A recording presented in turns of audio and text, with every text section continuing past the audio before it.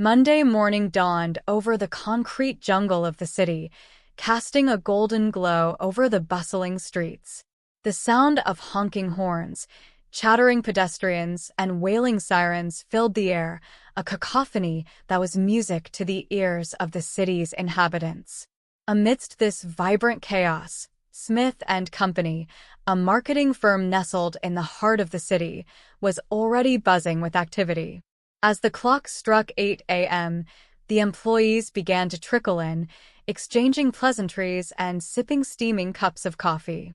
The aroma of freshly brewed coffee wafted through the air, mingling with the scent of polished wood and the soft hum of computers.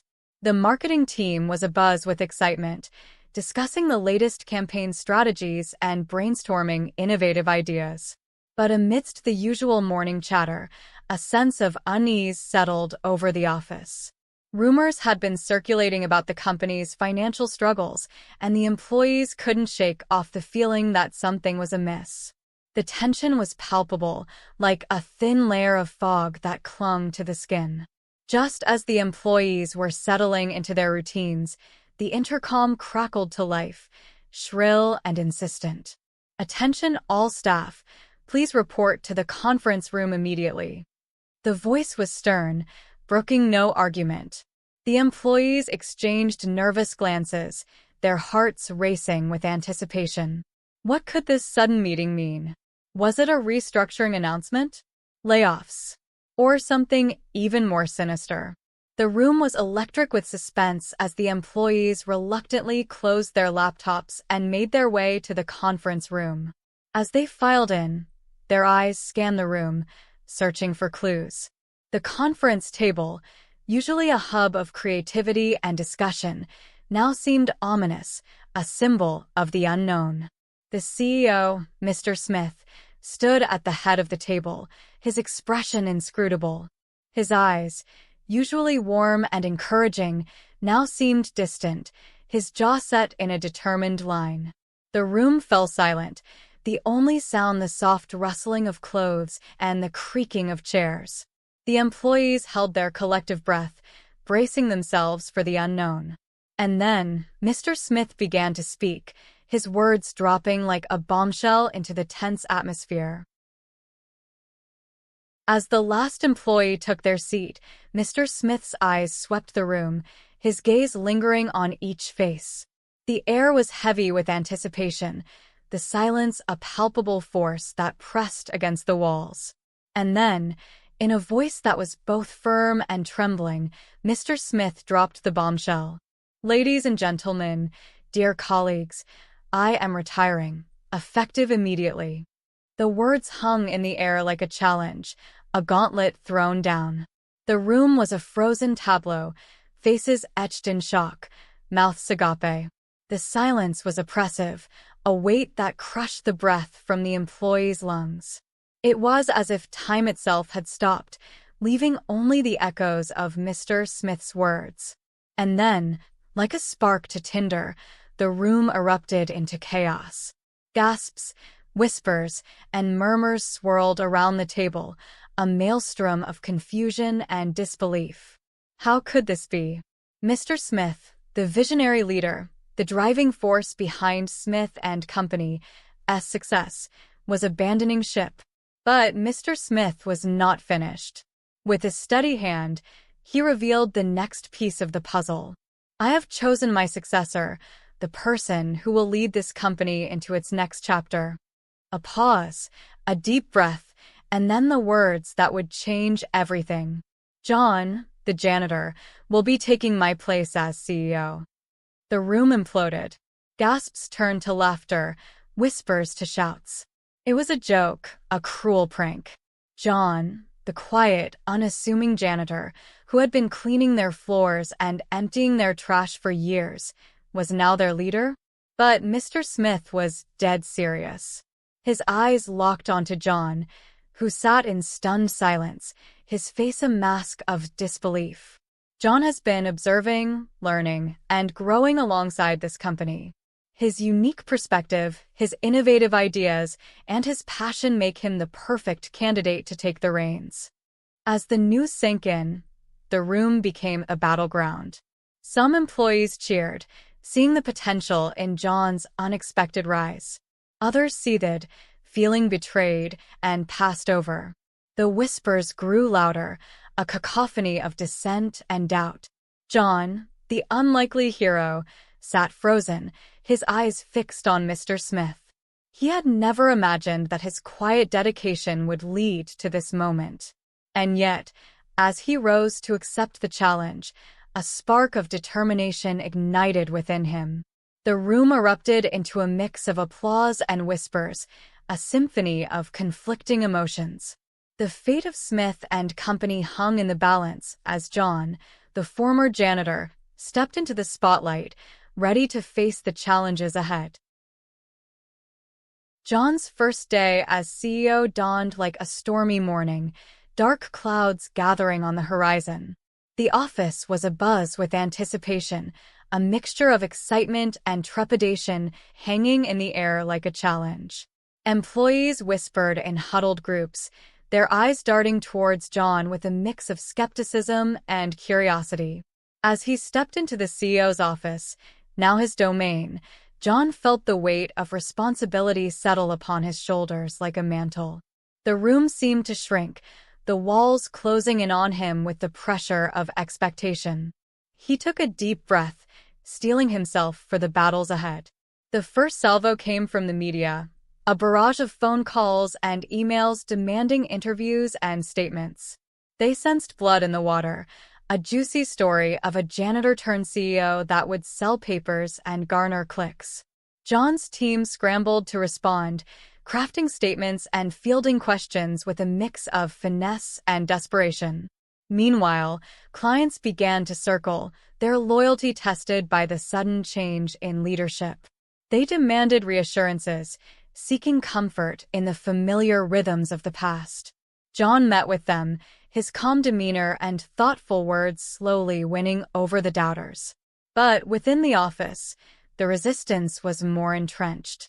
Some employees openly questioned John's credentials, their whispers growing louder with each passing hour. They saw him as an imposter, a usurper who had stolen the throne. John's determination only grew stronger, fueled by the doubts of others. As the day wore on, the chaos intensified. Meetings ran long, debates grew heated, and the tension simmered just below the surface. John navigated the minefield with a steady hand, his eyes fixed on the horizon. And yet, amidst the turmoil, a glimmer of hope emerged. A small group of employees, inspired by John's underdog story, began to rally behind him. They saw in him a fresh perspective, a chance to break free from the shackles of tradition and forge a new path. As the sun set on John's first day, the office was a battleground, the outcome far from certain. But John stood tall, his resolve unshaken. He knew that the true test was only just beginning, and he was ready to face whatever lay ahead. With a bold stroke, John shattered the status quo, sending shockwaves through the office. He abandoned the traditional CEO's suite, with its imposing door and sterile decor, and set up his desk in the heart of the office. The move was a declaration of war on the old guard, a rejection of the stuffy hierarchies that had stifled innovation. As he worked, surrounded by the hum of activity, John's eyes sparkled with a mischievous glint. He reveled in the discomfort of his employees, who struggled to adjust to the new landscape. The once hallowed halls now rang with laughter and debate as John encouraged open communication, tearing down the walls of silence. "Share your ideas, share your concerns," he implored, his voice ringing out across the room. "No suggestion is too small, no question too foolish."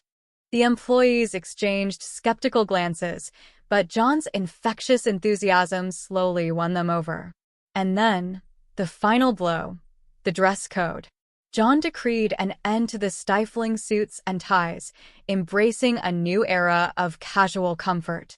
The office erupted into a riot of color and texture as employees shed their formal skins and revealed their true selves.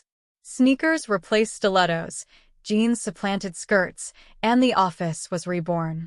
The air vibrated with creative energy, as if the very walls had been waiting for this moment of liberation. John's desk became a magnet, drawing employees into a whirlpool of collaboration and innovation. But not everyone was pleased. The old guard seethed, their power and prestige threatened by John's radical moves. They whispered among themselves, plotting a counter-revolution as the office teetered on the brink of chaos. John stood tall, his eyes flashing with defiance, ready to face the challenges ahead. The battle for the soul of Smith and Company had begun. To a blur of activity, as John's unorthodox leadership style transformed Smith and Company from the inside out. The office pulsed with a newfound energy, as if the very walls had been injected with a dose of adrenaline. Bold decisions were made, risks were taken, and the team was empowered to think outside the box. But just as the company was hitting its stride, disaster struck. A major client, one who had been with Smith and Company for years, threatened to walk away due to a misunderstanding. The tension was palpable, the air thick with anxiety, as John's team scrambled to find a solution. That's when John remembered his days as a janitor, the countless hours he spent cleaning the office's hidden corners, the secrets he uncovered in the process. With a burst of inspiration, he recalled a forgotten filing cabinet, tucked away in a dusty recess. He sprinted towards it, his heart racing with anticipation. As he flung open the cabinet door, a faint glimmer of hope emerged. There, buried beneath a pile of forgotten documents, lay the lost file that would save the client relationship. John's eyes locked onto it, his mind racing with the implications. With the document in hand, John faced the client, his confidence soaring. The meeting was a nail-biter, the outcome hanging precariously in the balance. But John's unique perspective, forged in the crucible of his janitor days, proved to be the game-changer. The client was stunned, impressed by John's ingenuity and determination. The relationship was salvaged, and Smith and Company breathed a collective sigh of relief. The employees were amazed, their eyes open to the hidden strengths of their CEO. As the news spread like wildfire, the office erupted into cheers and applause. John's team gathered around him, their faces etched with admiration and gratitude. The janitor-turned-CEO had proved himself, his unorthodox leadership style validated in the most dramatic fashion. But amidst the celebration, a new challenge emerged. The old guard, those who had doubted John from the start, began to circle, their knives sharpened. They saw the turning point as a fluke, a mere blip on the radar. John's work was far from over. The battle for Smith and Company's soul was about to enter its most intense phase yet. As John's leadership continued to inspire and transform Smith and Company, the company's trajectory soared to unprecedented heights. Like a phoenix rising from the ashes, Smith and Company emerged as a trailblazer in the marketing industry, leaving a trail of innovation and success in its wake.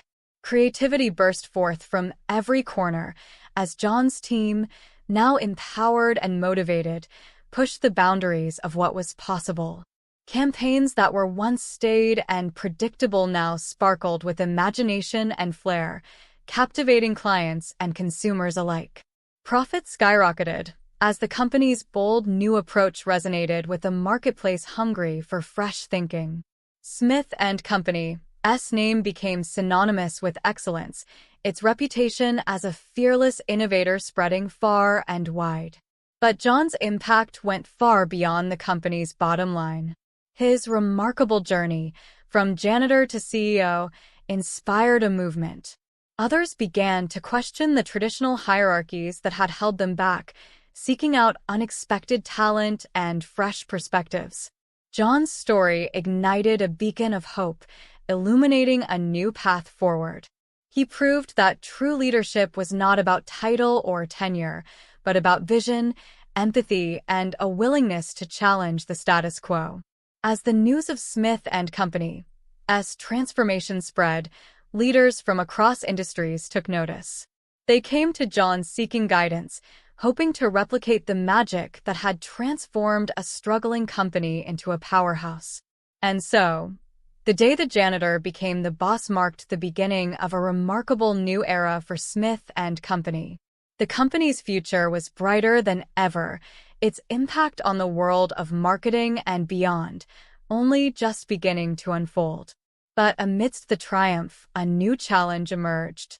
John's success had created a target on his back, and the old guard, still reeling from their loss of power, began to plot their revenge. The battle for Smith and Company's soul was far from over, and John's greatest challenges were yet to come.